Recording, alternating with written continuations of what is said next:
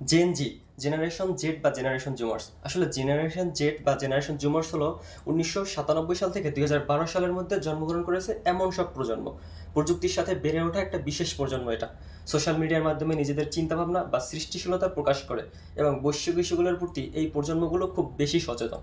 কিন্তু এখন কথা হলো, এই জেনারেশন জির যে ছেলেমেয়েগুলো আছে বা এই জেনারেশন জেড বা জেনারেশন জুমার্স যারা আছে, তারা যেসব শব্দগুলো ব্যবহার করে, এইসব শব্দ বা এইসব ওয়ার্ডগুলো হয়তো বা আমাদের বোধগম্য নয়, বা তারা যা বলে এটা আমাদের মাথার উপর দিয়ে যাবে। তো আপনি যদি এইসব শব্দগুলো জেনে না থাকেন, যেমন কুক, ফ্লেক্স, রেড ফ্ল্যাক্স, সিম্পিং, রিস, তাহলে এই ভিডিওটা আজকে আপনাদের জন্য।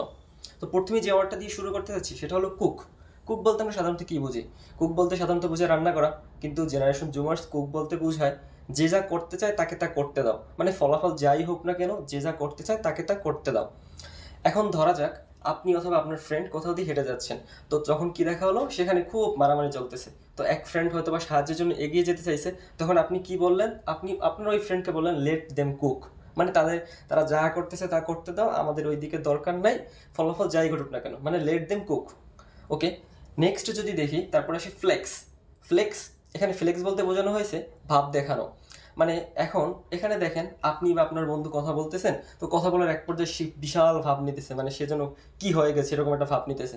তখন আপনি আপনার বন্ধুকে বললেন যে, ভাই, জীবনে ফাত্রামি কম করস না, এখন এত ফ্লেক্স দেখাইস না, ঠিক আছে? এই ওয়ার্ডটা কিন্তু জোস, জাস্ট জীবনে ফাত্রামি বহুত করছস, কিন্তু এখন আর ফ্লেক্স দেখাইস না।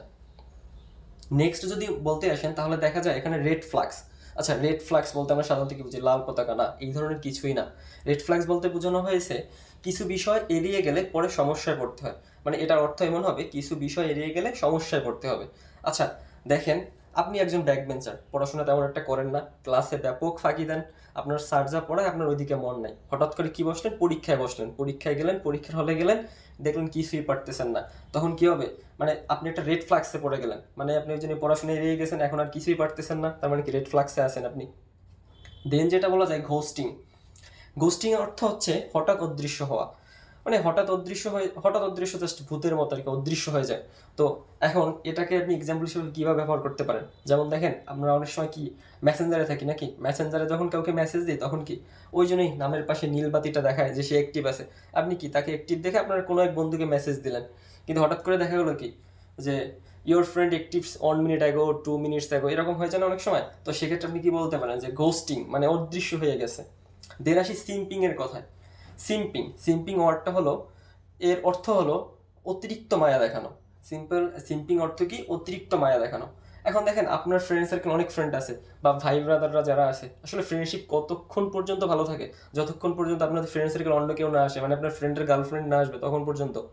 দেন, তো যখনই একটা ফ্রেন্ডের গার্লফ্রেন্ড চলে আসবে তখন কি হবে? তার মায়া কিন্তু আপনাদের থেকে ওই দিকে বেশি চলে যাবে, মানে সে অতিরিক্ত মায়া দেখানো শুরু করবে। তখন আপনারা কি বলতে পারেন? হি অলওয়েজ সিম্পিং ওভার হার। মানে সে কি তার উপরে অতিরিক্ত মায়া দেখাইতেছে। দেন কি হবে? সিম্পিং। ওকে, তারপরে সে রিস। রিস মানে হচ্ছে আকর্ষণীয় ব্যক্তিত্ব। তো এইটা আপনারা কীভাবে ব্যবহার করতে পারেন? রিস। আচ্ছা, জীবনে তো অনেক বলছেন ভাই, রাস্তা দিয়ে হাঁটার সময় অনেক বলছেন না যে ভাই, এই মেয়েটা তো পুরোই একটা মাল, এরকম অনেক কথা বলছেন। তো এই সব জিনিস বাদ দিয়ে এখন বলা শুরু করেন যে মেয়েটা ভাই পুরোই একটা রিস, পুরোই রিস, পুরোই রিস। মানে এই কথা যদি বলেন তাহলে কি হবে? যে যাকে বলবেন সেও খুশি হবে, আপনিও স্মার্টলি ওয়েতে বললেন, মানে আপনার কোনো বাজে ব্যবহার করতে হলো না, বাজে ওয়ার্ড ব্যবহার করতে হলো না আর কি। দেন আসি অরা। অরা বলতে বোঝায় একজন লোক আসলে কতটা ইতিবাচক বা নেতিবাচক, বা কোনো বিষয় কতটা ইতিবাচক বা নেতিবাচক, এটা দ্বারা কি বোঝাবে? অরা। তো এটা একটা অ্যাসার্টিভ সেন্টেন্সের মতো। অ্যাসার্টিভের ভিতরে কি আছে? অ্যাফার্মেটিভ আছে বা নেগেটিভ আছে। তো অরার ক্ষেত্রেও সেম।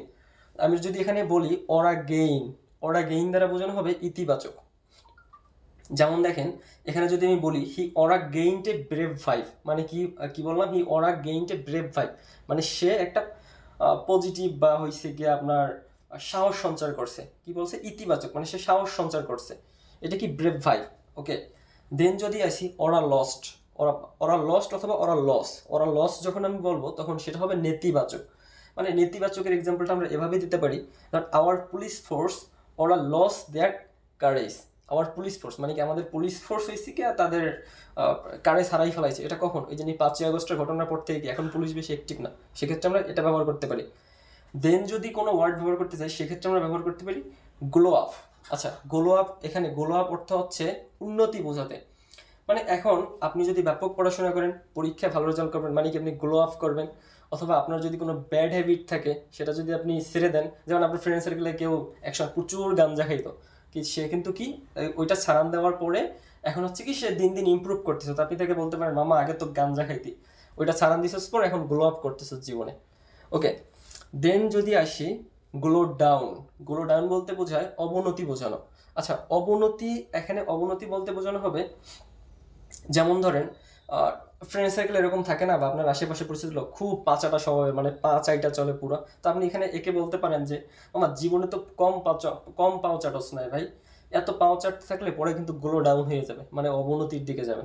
ওকে, দেন আমরা যেটা বলতে পারি, বা যে ওয়ার্ডটা খুবই একটা ইম্পর্টেন্ট ওয়ার্ড, সেটা হলো IYKYK, মানে কোনো জানা বিষয় বোঝাতে, কোনো জানা বিষয় বোঝাতে হয়েছে গিয়া IYKYK বোঝানো হয়। যেন আপনার ফ্রেন্ড আপনাকে একটা নিউজ দিল, মামা তুই জানোস আশিক কিন্তু ওই জন্য সুমাইয়ার সাথে রিলেশন করে, তো আপনি বেশি কিছু বলেন না, শুধু মেসেজটা দিলেন যে আমি তো এটা জানি, তার মানে কিভাবে প্রকাশ করবেন? IYKYK, আমি এটা জানি, ইটস ওকে। ওকে, দেন যদি আসি লিট। আচ্ছা, লিট যদি সহজে বলি আমি, লিট আসলে কুল শব্দের পরিবর্তে ব্যবহৃত হয়, কুল মানে ঠান্ডা, এই শব্দের পরিবর্তে লিট ব্যবহৃত হয়। তো এটা আপনি এভাবে বলতে পারেন যে মহেন্দ্র সিং ধোনি পুরাই একটা লিড প্লেয়ার, বা আমার দেখা সব থেকে একটা লিড প্লেয়ার বা লিড ক্যাপ্টেন হয়েছে মহেন্দ্র সিং ধোনি। ওকে, দেন আসি বেস্ট। কারোর সাথে একমত পোষণ করলে বেশি বাক্য ব্যয় না করে আপনি বেসড বলতে পারেন। কারোর সাথে একমত পোষণ করছেন, আপনি আপনি আর বেশি বেশি খুব বেশি কথা বলবেন না, তাকে বলবেন যে আমি একমত। এটা কীভাবে বুঝাবেন? বেসড দ্বারা। যেমন ধরেন কোথাও কোনো সেনাবাহিনীর ক্যাম্প আছে, তো ওখানে ক্যাপ্টেন তার সৈনিকদের উদ্দেশ্যে কিছু বলতেছে, তো সৈনিকরা সবাই যেহেতু তার সাথে একমত, তারা সবাই বলতেছে বেসড বেসড বেসড, মানে আমি আপনার সাথে একমত। ওকে, দেন আসি ইয়াফ। আমরা সাধারণত কি বুঝি? ইয়াপ বলতে বোঝায় হ্যাঁ, বা পজিটিভ এরকম, বা অ্যাফার্মেটিভ বোঝায়। তো ইয়াপ কিন্তু আসলে ওটা না, ইয়াপ বলতে বোঝানো হবে বাচাল স্বভাব। তো আপনি এটা কিভাবে প্রকাশ করতে পারেন? মানে এত বাচাল হইস না ভাই, মানে কি ডোন্ট বি সো ইয়াপ, মানে বাচাল স্বভাব। দেন যদি বলি ক্যাপ। ক্যাপ, এই ক্যাপ বলতে কিন্তু মাথার টুপিকে বোঝানো হয়, এই ক্যাপ বলতে বোঝানো হয় কি মিথ্যা বলা। মানে কেউ যদি কখনো মিথ্যা বলে আপনার আশেপাশে, তখন আপনি তাকে বলতে পারেন নো ক্যাপ, অথবা ভাই এত ক্যাপ আর ভালো লাগে না, মানে এত মিথ্যা আর ভালো লাগে না, এভাবে বলতে পারেন। দেন আসি one of the most important word হাইকি। এই হাইকি দ্বারা বোঝানো হয় যদি কেউ অনেক উত্তেজিত হয়, তখন আপনি তাকে কী বলতে পারেন? হাইকি। এক্সাম্পল হিসেবে আসলে রিসেন্ট একটা সেই ভাইরাল এক্সাম্পল আছে, যেমন বিচারপতি মানিক এবং সেই দীপ্তি চৌধুরীর কথা। এবং দীপ্তি চৌধুরী বিচারপতি মানিককে কী বলছিলেন? স্যার আপনি উত্তেজিত হেন না। তো এইটা যদি জেনারেশন জেডের ভাষায় বলি, তাহলে এভাবে বলা যেতে পারতো, স্যার এত হাইকি হইয়েন না প্লিজ। ওকে, তো এই ওয়ার্ডগুলো আসলে আমরা আমাদের পরের ভিডিওতে বা পার্ট 2-তে এমন কিছু ওয়ার্ড সম্পর্কে, আরও ধামাকাদার ওয়ার্ড সম্পর্কে জানবো, যেটা আসলে খুবই এনার্জেটিক হবে। যেমন স্কিবিডি, যেমন বাসিন, যেমন ডেলিলু। এগুলো জানতে চাইলে নেক্সট পর্বে আপনাদের সবাইকে দেখার আমন্ত্রণ রইল। আর অবশ্যই হ্যাঁ, আপনাদের যদি ভালো লেগে থাকে তাহলে চ্যানেলটি সাবস্ক্রাইব করুন এবং লাইক দিয়ে পাশে থাকুন, কমেন্ট করুন। Thank you.